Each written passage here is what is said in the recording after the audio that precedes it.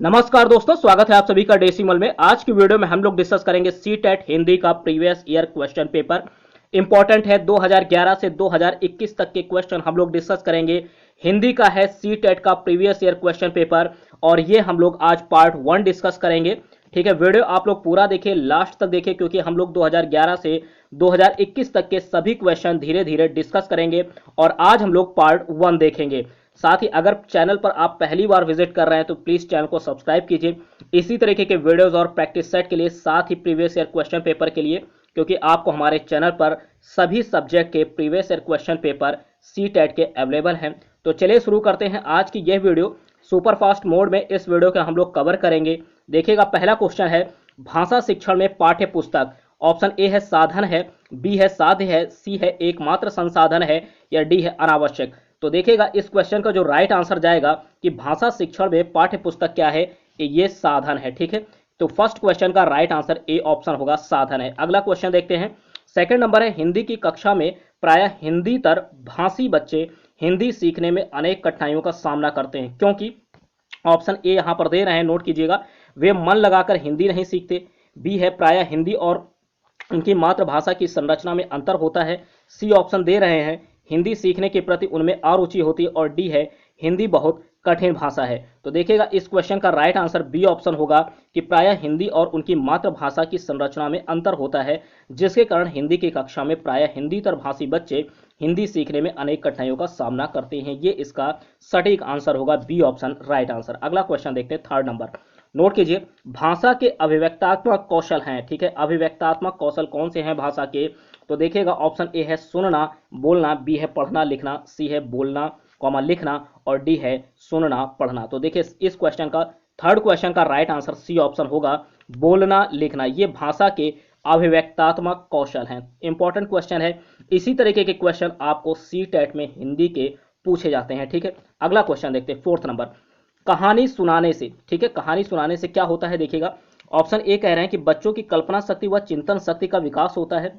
B है बच्चे प्रसन्न होते हैं, सी है बच्चे कक्षा में एकाग्रचित होकर शांत बैठते हैं, और डी है बच्चे अनुशासित होते हैं। तो बताइएगा, इस क्वेश्चन का राइट आंसर सबसे बेस्ट ऑप्शन कौन सा होगा कि बच्चों की कल्पना शक्ति व चिंतन शक्ति का विकास होता है। ठीक है, कहानी सुनाया जाएगा तो इससे क्या होगा, बच्चों की जो कल्पना शक्ति है और चिंतन शक्ति है उसका विकास होता है। तो कहानी सुनाने से ये होता है। ठीक, तो अगला क्वेश्चन देखते हैं, फोर्थ नंबर, फोर्थ हो गया, फिफ्थ नंबर, कि उपचारात्मक शिक्षण की सफलता निर्भर रहती है।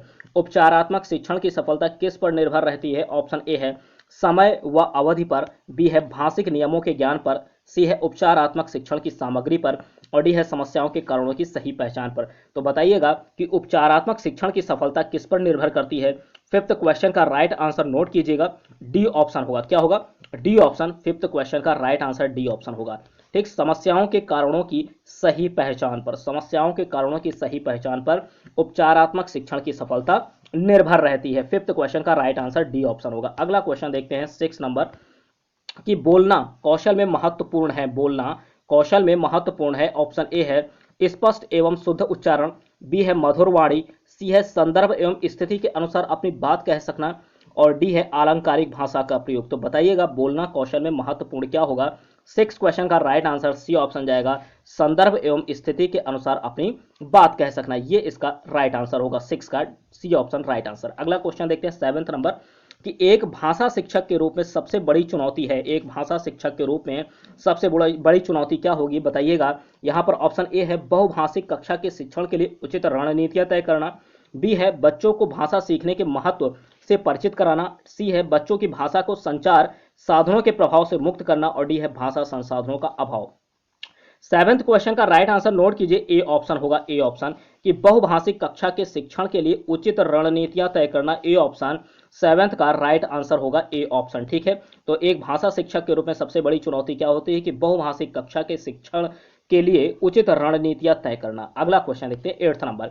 एट्थ नंबर है, पाठ में दिए गए चित्रों का क्या उद्देश्य होता है? ठीक है, जो चित्र बने होते हैं, ठीक है, जो कोई लेसन है उसमें जो चित्र बने होते हैं तो उसका क्या उद्देश्य होता है? तो देखिएगा, ऑप्शन ए दे रहे हैं कि चित्रों से पाठ्य पुस्तक आकर्षक बनती है। ऐसा नहीं है।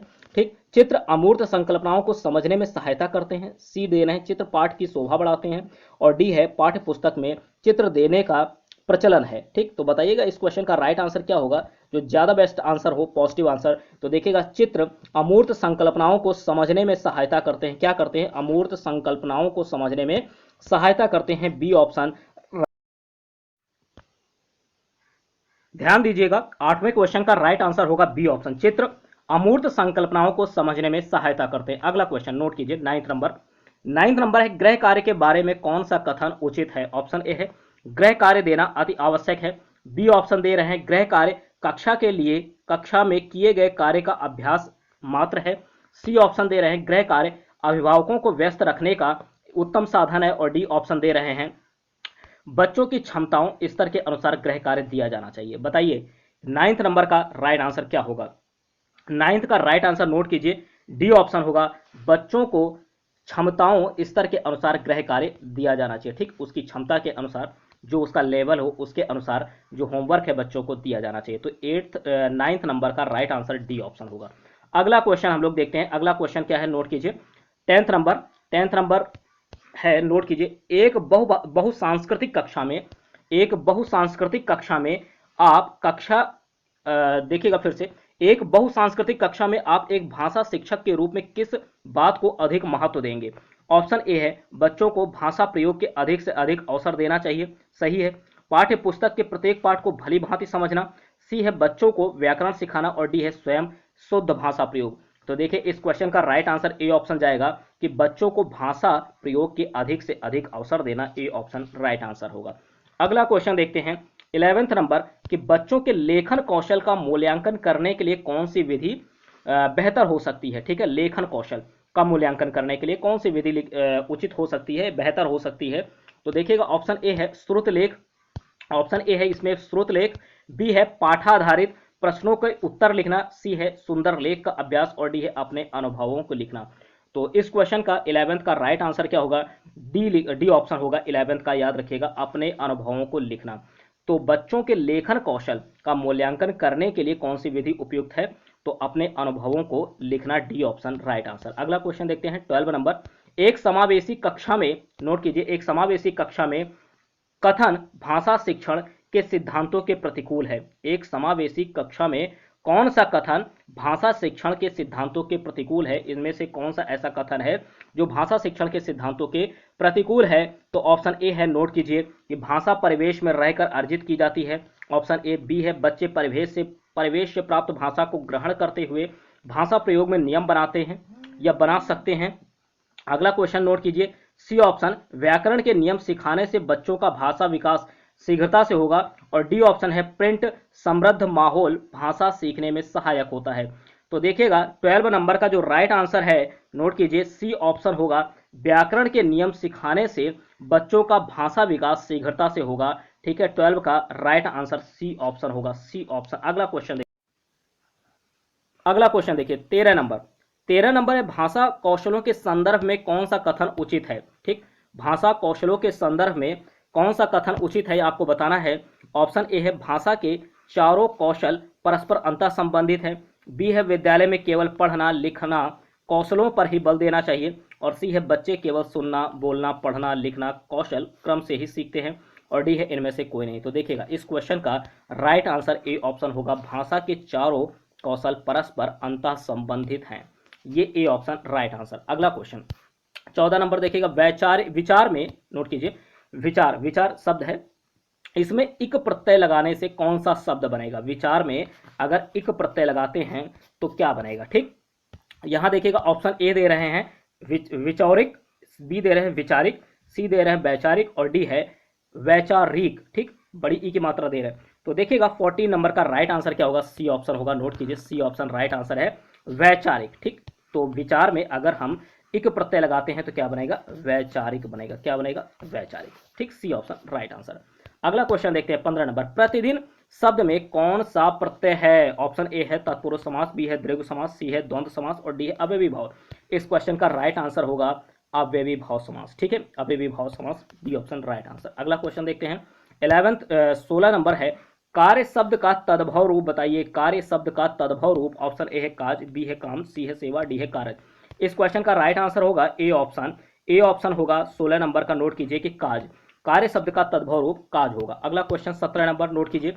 प्राथमिक स्तर पर बच्चों की भाषा शिक्षा के संदर्भ में निम्न में से कौन सा कथन असत्य है? आपको असत्य कथन ही चयन करना है, ठीक है। इसमें से असत्य कथन तो देखिएगा, ऑप्शन ए दे रहे हैं, बच्चे भाषा की जटिल और समृद्ध संरचनाओं के साथ विद्यालय आते हैं।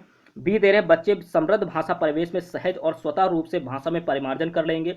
सी है, बच्चों की भाषा संकल्पनाओं और विद्यालय में प्रचलित भाषा परिवेश में विरोधाभास ही भाषा सीखने में सहायक होती है।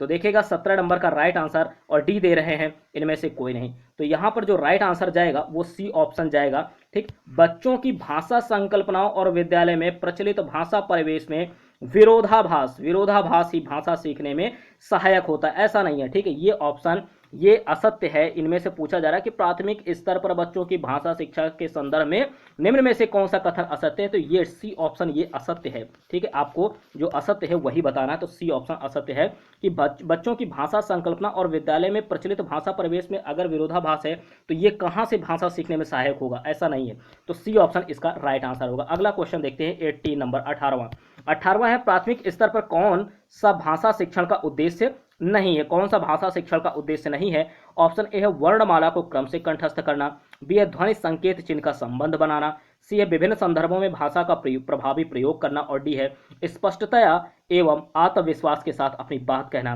तो देखिएगा इसमें से भी कौन सा उद्देश्य नहीं है, आपको वही आंसर टिक करना है जो ना हो, ठीक है। जल्दबाजी में जो है उसे मत टिक कीजिएगा। तो देखिए 18वें का राइट आंसर ए ऑप्शन है, वर्णमाला को क्रम से कंठस्थ करना। अगला क्वेश्चन, यानी ये जो है भाषा शिक्षण का उद्देश्य कौन सा नहीं है? ए ऑप्शन, यानी वर्णमाला को क्रम से कंठस्थ करना, ये भाषा शिक्षण का उद्देश्य नहीं है। 19 नंबर देखेंगे, इक प्रत्यय का उदाहरण बताना है आपको। इक प्रत्यय का उदाहरण बताना है।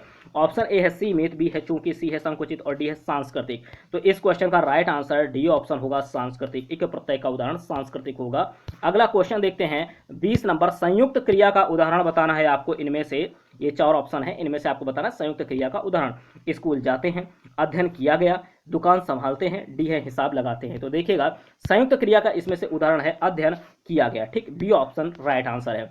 तो ये पार्ट 1 है, ध्यान दीजिएगा। ये जो है सीडीपी बोल रहा हूँ, सीटेट हिंदी का प्रीवियस ईयर क्वेश्चन पेपर का पार्ट 1 है, ठीक है। पार्ट 1 है। इसी तरीके से हम लोग पार्ट 2 भी सॉल्व करेंगे, ठीक। अगले वीडियो में हम लोग पार्ट 2 सॉल्व करेंगे, और अन्य सब्जेक्ट के प्रैक्टिस सेट और प्रीवियस ईयर क्वेश्चन पेपर आपको हमारे चैनल पर अवेलेबल हैं। तो आप एक बार विजिट कीजिए, चाहे सीडीपी ले लीजिए, सीडीपी, मैथ, इंग्लिश, ठीक है, और ईवीएस, ठीक। सभी सब्जेक्ट के प्रैक्टिस सेट आपको अवेलेबल है, संस्कृत का भी अवेलेबल है। तो सभी के आप लोग जो प्रीवियस ईयर क्वेश्चन पेपर हैं, प्रैक्टिस सेट है, उसे सॉल्व कीजिए। साथ ही अगर चैनल पर पहली बार हैं तो इसी तरीके के वीडियोस के लिए और प्रीवियस ईयर क्वेश्चन पेपर के लिए, प्रैक्टिस सेट के लिए, ठीक है, हमारे चैनल को आप सब्सक्राइब कर सकते हैं, ठीक। अगर वीडियो पसंद आती तो लाइक भी कीजिए, शेयर भी कीजिए, ठीक। मिलते हैं आपसे पार्ट 2 में। Thank you.